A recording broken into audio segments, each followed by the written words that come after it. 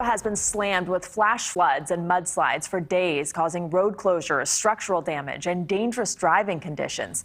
State transportation officials say on Thursday night, there wasn't enough time to clear the roads before the flooding began in Garfield County, resulting in mudslides that stranded more than 100 drivers along the interstate. One of those drivers was Autumn Bear, who tells NewsNation when her car got stuck in the storm, she decided to flee her vehicle and set out on foot. And just kind of had a second or two to kind of think what I should do. And my biggest fear was that I was just going to get buried in there, because I've been in here and I've seen the slides enough where you just don't know how much is going to come. And it was a little bold, probably leaving the protection of my car. But right or wrong, I just felt like I just have to get out of here. I'm not getting buried in this car.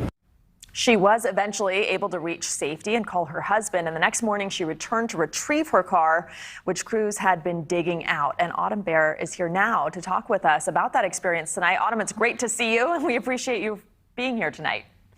Yeah, thanks for having me. So how did this all happen? I mean, we see these dramatic pictures. We've seen these mudslides happen before. What was it like to be stuck in the midst of that all? Well, it was kind of a progressive thing, honestly. When I was traveling home from work, I found myself in conditions that kept getting worse and worse. And by the time, I got to a point where I definitely couldn't turn around or go anywhere, the conditions were so bad that I just had to proceed forward, which knowingly I was about 2 miles from home. I just wanted to get home. And once I got within about a mile of my home, a lot of stuff was kind of falling off the canyon, and it was enough to stall out my car where I wasn't able to proceed any farther. And once I kind of reached down to shift to see if I could get around it, that's when, a lot more of that debris came down on top of me in the car. And it just must be crazy to see those images after surviving that and see all those cars buried. Were you able to talk to other motorists or other people who were there before you decided to take off and go for it? No, it was a pretty traumatic evacuation. Once I was able to get out of my car, I didn't really look back, because it was dark outside. I didn't know how much more was coming down, and it had filled up so much from the time that I was stalled there to when I got out of my car, that I was just fearful that it might kind of swallow us up. So I really just took off kind of swimming and working through the muck, just try to get out of there as fast as I could, get away from it. And we see the scenery behind you. It's such a beautiful area there, but of course that comes with all kinds of peril. Does it change the way and where you want to live, or is it still worth it to you to live there? Well, my husband and I were just commenting how this is like $1 million view. We love it here.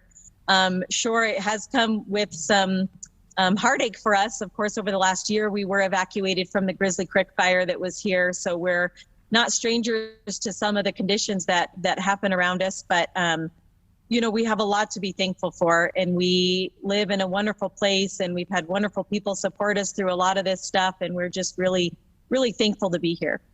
And what about all those other people who were stuck on that interstate waiting for help? Have you heard from any of them or seen any of their stories? The ones that were closest to me, my car was the one that was involved right there with the slide. There are people that were behind me stopped before that slide happened, which I was really thankful for. And when we went back to get my car, they had spent all night in their cars behind me.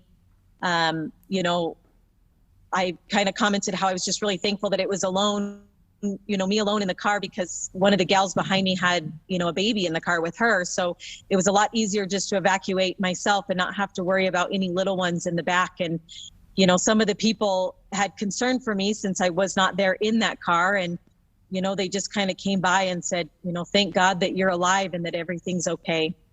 Yeah, thank goodness you made it out. And I can't even imagine what it would be like to be on your own, let alone with an infant in the car. When you returned to the car and saw it in the debris from the mudslide, what was that like? What went through your mind?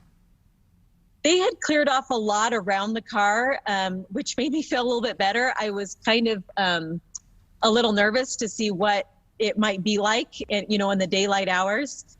It was more fearful actually just traveling backwards down the interstate in all the country that I had ran through over the interstate through the night, because the water and muck was so deep and I had navigated that, barefoot through the night. And it was just crazy to be seeing that, in the daylight. Well, Autumn Bear, we are so glad that you're back home safe and sound, and we really appreciate you being here tonight. Thank you. Thank you.